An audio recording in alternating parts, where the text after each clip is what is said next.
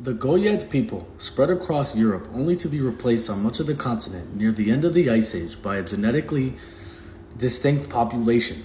The earliest sign of the second group appears 14,000 years ago, known to the researchers by DNA in a skeleton in an Italian site called Villa Bruna. But in Iberia, the new studies find that the Goyet Villa Bruna people coexisted. Hunters and gatherers across the peninsula had a mixture of ancestry from these two people. Villalba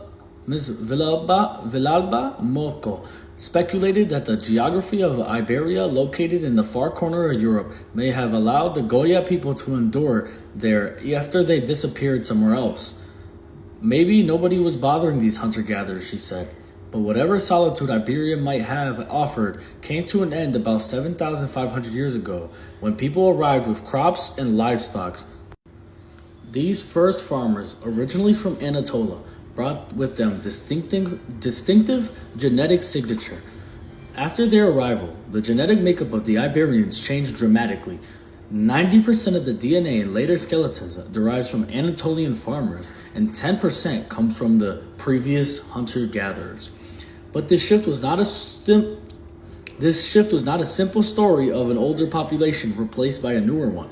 Starting about 6,000 years ago, Dr. Oladi and his colleagues found hunter and gatherer ancestry in Iberian farmers actually increased to 20%.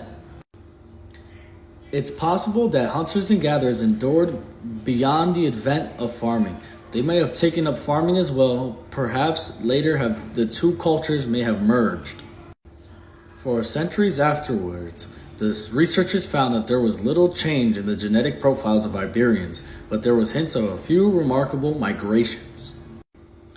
A skeleton from an elaborate grave in central Spain about 4,400 years ago belonged to a man whose ancestry was 100% North African.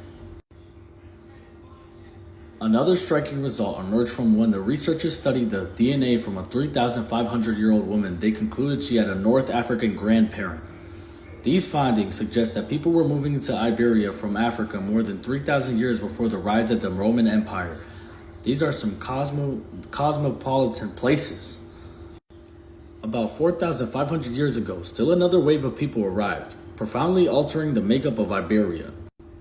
A few centuries earlier, nomads from the steppes of what is now Russia turned up into Eastern Europe with horses and wagons. They spread across the continent, giving a nomadic life and intermarrying with European farmers. When they finally reached Iberia, these people spread out far and wide, and they really had an impact on the whole peninsula. And like for part 3.